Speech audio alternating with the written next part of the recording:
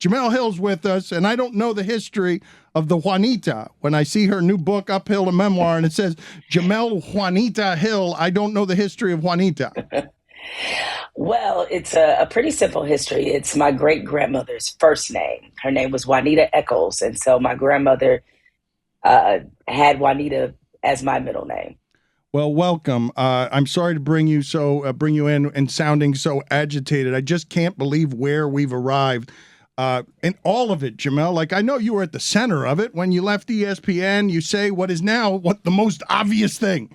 That's what got you in trouble. The most obvious thing. Trump's a white supremacist. And now you come in here and in the middle of what we're talking about, and it's just such a chaotic time in this country, man. First of all, I'm super impressed that Stugotz is here because thank you. Yep. Stu, this means a lot that you would actually be in on this sort of conversation. I know right now you'd rather be breaking down the Tampa 2 and talking about, the worst team in the AFC East. I know you would. You're right. And listen, I'm going to tell you, Jemele, that I'll be here for the front end of this conversation. I have to leave to get to some X's and O's with Marcus Freeman, the Notre Dame head coach. So. Okay, I got you. All right. So I and the Patriots are the worst team in the AFC East. I mean, just so we're clear. Okay. Yeah.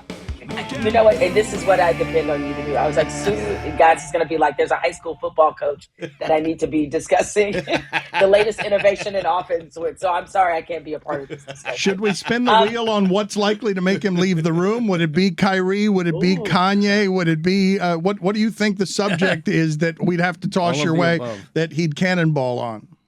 Well, I guess when I answer your question, since you brought up white supremacy and the pervasiveness of it, I feel like Stugotz is going to leave right after my answer. Goodbye. I don't think you'd like the look of that, Stugotz. Yeah, that is also true. No, but Dan, to I guess pick up on what you asked me about is that what's on the ballot now, and the fact that this is such an important day. In a way, it's obviously there's a certain. There's a certain empowerment that comes with the fact that, we get to decide and our voices get to be heard. But it's also very disheartening because a lot of the things that are on the ballot now, I don't care wherever you live, are things that you thought we'd move past these issues. Like we're still voting for the right not to be suppressed. And that's kind of crazy. And I know that seems like two conflicting thoughts. They're like, oh, you're voting, but there's voter suppression. Yes, there is. There's a lot of it that is going on, particularly in a state like Georgia, where there's obviously a very important governor race that's taking place. So like all the things that are on the ballot, from reproductive rights to just the right to live and to exist, it's just crazy that we're still at this point, and it's very disappointing. And I think the part that people underestimated when Donald Trump was president is that the stain that he was going to leave on our democracy will be permanent. I hope people hear that again. The stain he has left on our democracy is permanent, because also on this ballot is that we're voting against authoritarianism. That's very, very clear, because I think the game plan by the conservatives could not be clearer about what they intend to do.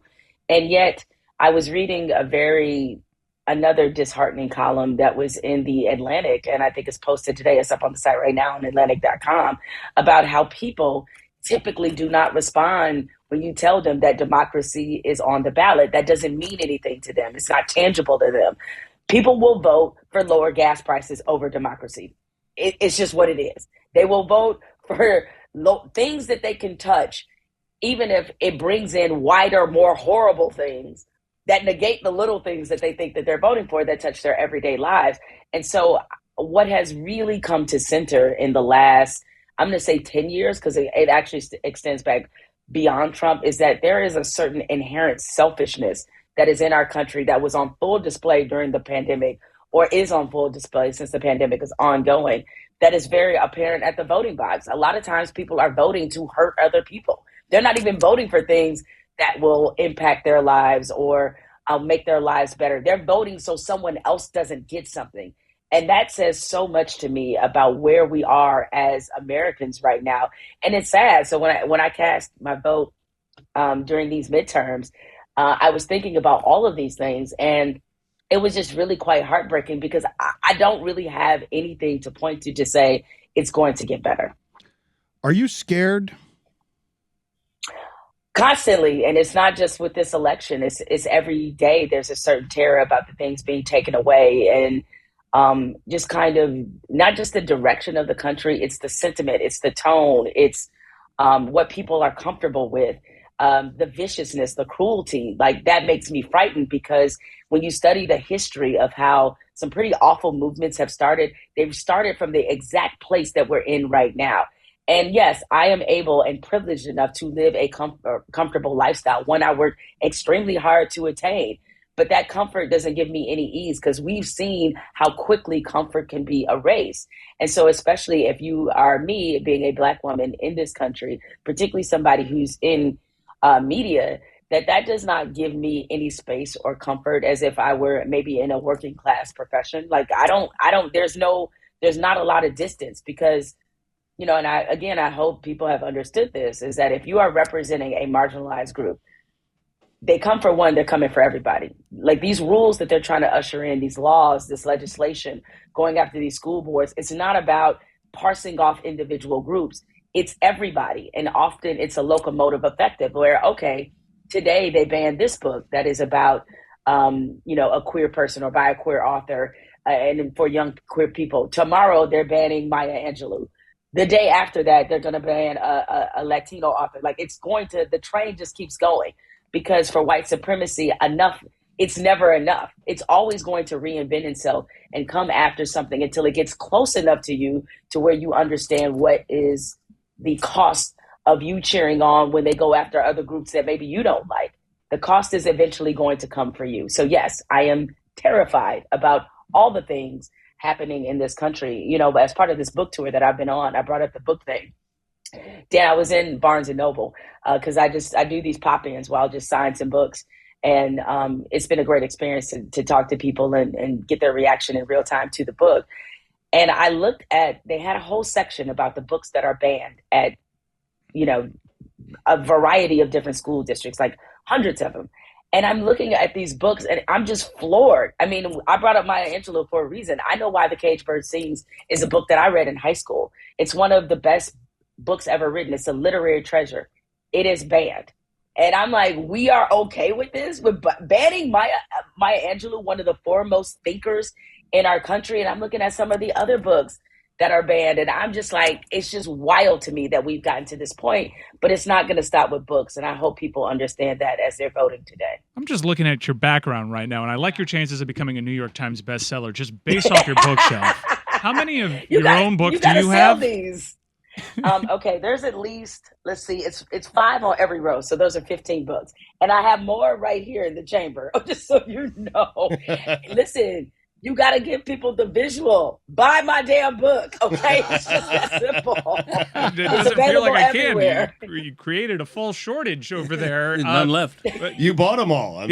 Yeah, so the bookstore, Barnes & Noble, you said Barnes & Noble, and it sparked a conversation back here. So and quaint. Someone was surprised that Barnes *& Noble actually still exists, and I was fuming at that suggestion. Multiple voices rose up and said it's actually a record store now. I have a membership at Barnes & Noble. Yeah, that's where I get my vinyl records. That's true. Yeah, I've been in there. Oh my gosh. Yeah. Wow. I was just at the Barnes & Noble in Times Square. That's where I signed some books. Well, it's not actually a record. Buying some records? I mean... No, I didn't see any records in there. This is some old lady shit, Jemele. This is some old people shit. We still believe in the bookstore. And Mike's here to tell you it's a record store now as you're doing an old-fashioned book signing. I'm here. If you take anything from what I said today, it's that Barnes & Noble is a record store, and never, a word to the wise, never feature Phil Collins in your song. If you want to keep that shit, he will steal it from you. Or get your investment advice from your barber. That's 3. Yeah. Jemele, I have a bookstore for you. It's called Amazon, okay? You know what? Yes, I know Amazon exists. You can also buy the book there as well. But are you surprised that the journalist actually likes bookstores? I mean, this should also be surprising. Support your local bookstore as well. Yes. Books and Books here in Miami does a great job. There's a place, a nonprofit that will direct you to your local bookstore as well. Billy, can you be more aggressively dumb at the microphone by being anti-book? I'm not anti-book. I'm anti-bookstore. I mean, it's an inconvenience. You have to spend money to get the gas to go there, and you have to everyone pay for touches the parking. books. Oh, exactly. Great. Right. No, you gotta have that musty smell. Then they That's don't great. have it. You just go on Amazon. It's at my front door in like 8 minutes. It's incredible. I wanted to ask you a couple of different things about I guess it's politics. What is Herschel Walker doing? Like, how can that work, Jemele? How can any of that possibly win? Well, it's Georgia. That's number one. And we have to remember there's Atlanta and then there's Georgia. And also it's kind of gets at what I said a little bit earlier, is people are more than comfortable voting for clearly incompetent people as long as it hurts the people they don't like. So Herschel Walker's entire agenda is very much in line with the larger GOP agenda. He's going to vote exactly how they tell him to vote. He's going to vote against the things that they want him to vote against in. And despite the fact that there's no way this man knows what the three branches of government are, there's no way he could pass a civics test. No way. Like I would literally bet my life on Herschel Walker not being able to pass a basic civics test. And so with that being said, that doesn't matter to him, the competency of his position. He has no real agenda or real platform. He's just saying all the things that they like to hear. You know, he's targeting the right groups. He's saying critical race theory is terrible, even though he's paid for God how many abortions. He's saying, oh no, abortion is bad and women should not have access to it. As long as you say what they want you to say, they're more than comfortable voting for him and against somebody who's a pastor at Martin Luther King Jr.'s church, for crying out loud. I mean, who is one of, by all accounts, you know, a true humanitarian. They would rather vote for the cruelty than vote for someone who has compassion, because that is where we are in our toxic political culture. As someone who cares about journalism and things done correctly during what is an admittedly scary time, what happened to Tiffany Cross at MSNBC, this is particularly upsetting, is it not? Yes, and it hits close to home for a lot of reasons. Tiffany is a brilliant journalist. She's just incredible. She had the highest rated show on the weekends, because often they tell you that when they make these decisions that they're business decisions, you know, and that's sometimes the thing that they hide behind. There was no hiding behind this. It was very clear.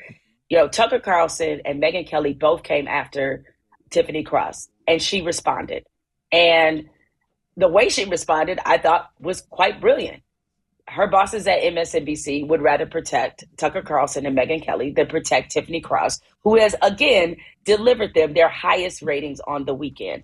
So it not only says something about the cowardliness of MSNBC, and frankly, a lot of traditional media corporations, they practice and exhibit the same cowardice in different ways. It's also showing just how quickly things change. I remember when Barack Obama was president. And if you go back and you look at what a lot of these mainstream networks look like, with the exception of Fox, because we already know what they're on. But you go back, you look at CNN, you look at MSNBC, a lot of the familiar faces or familiar networks, and they were littered with a lot of diverse voices, because the thinking was there's a Black president. We need to have more Black political pundits that are on air, you know, to help us understand this moment. As soon as Barack Obama was out of office, and this actually started to happen before he left, it was sort of when it was petering out. You had at the same time the rise of the Tea Party too.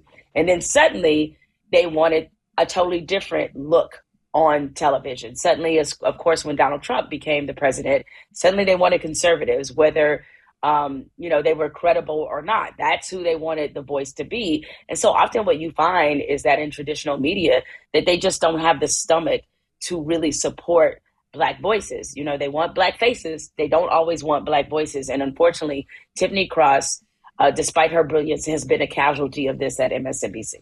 Since we're on Election Day and voting, Jemele, I'm wondering if you had a vote for NFL Offensive Player of the Year, who would you vote for? Bring me that sports question, Stuka. Who would you vote for, though? I mean, seriously. It's important. It's the O point. I mean, this is big. O point, right. Yeah. I mean, to hell with democracy. You're right, Stu, guys. Let's discuss who is the best. Derrick Henry, maybe? Player. I mean, I don't know. Look, I know how they tend to do it. It's like MVP is always for the quarterback. So it's hard not to look beyond, I would say, Jalen Hurts and Geno Smith. I mean, as being really strong candidates for that. I mean, Derrick Henry would certainly be up there when you talk about Offensive Player of the Year. But I think that, honestly, like with the way that Jalen Hurts is playing, again, I know they just tend to just give these quarterbacks the MVP, sort of the just leave them in the MVP race. But Jalen Hurts is also a pretty dynamic offensive player. Wait a minute now. How can someone? I kind of get it. How can Jemele Hill disrespect Tyreek Hill by not putting him among the Oh Boy finalists? Oh, well, I'm sorry. Disrespectful. Disrespectful. Yes. You're a disrespectful person. And we share the same last name, so you're right. That's What was I That's thinking? right. Yes. What is wrong? What is the matter with you? I'm sorry. I forgot. I need to remember my target audience right here. What do you think? I'm good with this, Stugotz. Me asking a serious question and you asking a sports question. I love it. Let's go back and forth here. So the situation that Kyrie Irving and Adam Silver are confronted with today, how's this one going to play out? Well, if you all have watched Kyrie as much as I have, and I've gotten to know him a little bit personally. He and I I know people want to lump him and Kanye West in the same category. They're not in the same category. Kanye West, to me, has gone out of his way to make some very anti-Black declarations and to really traffic in white supremacy. We know he played footsie, more than footsie, with Donald Trump. He embraced MAGA culture.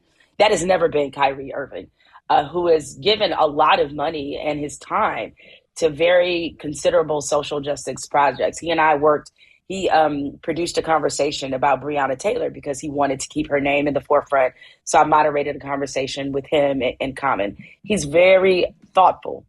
He is certainly somebody who's on a quest to seek information, which I am here for and I fully support.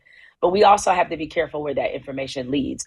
But Kyrie is also very stubborn. He's very rooted in what he believes in. And when I saw those demands, I read them, the reported demands of what it will take to get him reinstated to the Nets. I read that as basically they don't want Kyrie Irving because I just cannot see him agreeing to do all of those things. And even though I wrote a column that was very critical of him, regardless of how he may think of it, promoting what I consider to be a very anti-Semitic documentary. I watched the documentary, so I'm not speaking from other people's opinions. Within the first 20 minutes, it's pretty clear about what this is. Where there's Holocaust denial in the first 20 minutes of the movie, okay, there's really no ground for you to stand on. So the documentary is what it is. So aside from all of that, the stipulations just feel very over the top to me. If he served his suspension, he goes to meet with the commissioner. They come to whatever understanding they need to come to. That to me is enough. And them going out of their way to me is just it's kind of, I think it's evidence about how frustrated they are. You'd be crazy to believe that they aren't still a little resentful about how he handled the COVID vaccine, the fact that he basically had to operate as a part-time player. Then you fast forward to this situation happens. And again, according to reports, he did not return a single text message that was sent to him from ownership. When he was confronted about promoting this documentary, he doubled down. There was an apology he tried to get in there somewhere, but he pretty much stood his ground. And the NBA and the team basically gave him a full week to try to apologize, to walk it back. Even if all he had to say, if this were true, was, I didn't watch it, I didn't know, let's move on. Story's done in a day. But he didn't do that. And so because this has lingered, now they feel like they got to prove a point. And this is not exactly the person I would be trying to prove a point with, because I think given how rooted he tends to stand in his principles, he might rather walk away than come back to this team. So I do not see this ending well, Dan. If they are determined to stick to having him abide by those stipulations to be reinstated, I would be very surprised if he's playing with the Nets the rest of the season. Jemele, I did not think that it was punitively over the top. I thought it was fairly standard if you're trying to manage business and optics and everything else, whether the contrition is sincere or not. I believe as public relations, you're saying, I believe that what they did was about the right measure given his insubordinance. I don't know why it is that he chose 12 hours later to, release on Instagram an apology that was far less flippant than what he had been 12 hours earlier. But you're saying that Kyrie, that is meant to agitate Kyrie, that knowing what you know about Kyrie, that he's certainly going to view that as over the top and he will buck against that. Or are you saying you think it's over the top?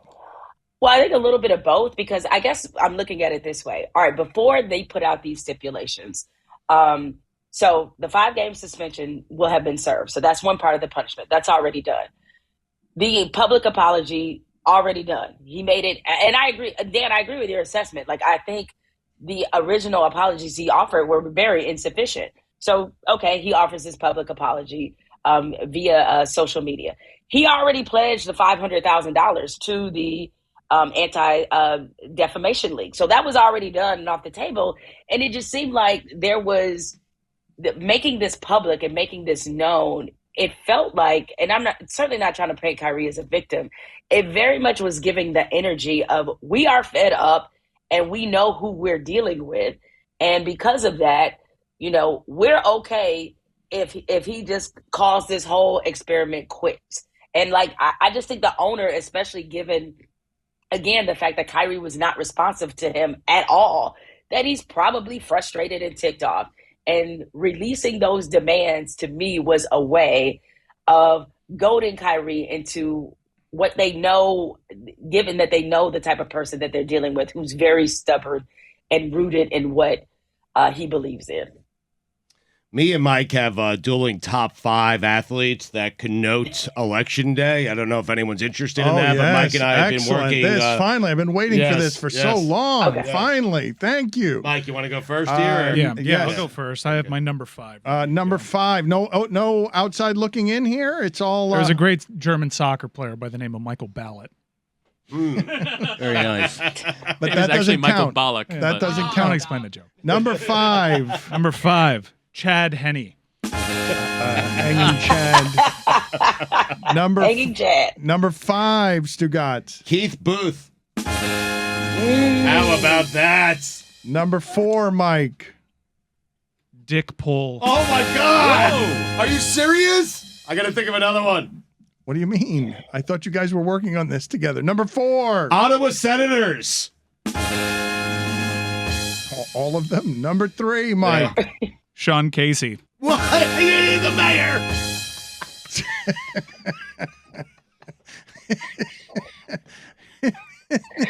Number 3. Dennis Martinez, El Presidente. How about that? There Was we Fred go. Hoiberg also a mayor? Oh my God! I'm giving him the He is mayor. now. I need a mayor. Number 2, Mike. Lincoln Kennedy. What's up, man? Oh, Number 2, Stugotz. Hunter Pence.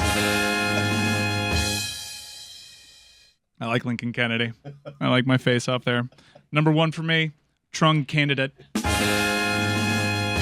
What am I missing on Hunter Pence? Why is he? This is just a last Yeah, name. Mike That's Pence. Mike Last name on Pence. it. Yeah, Oh. Mike Pence.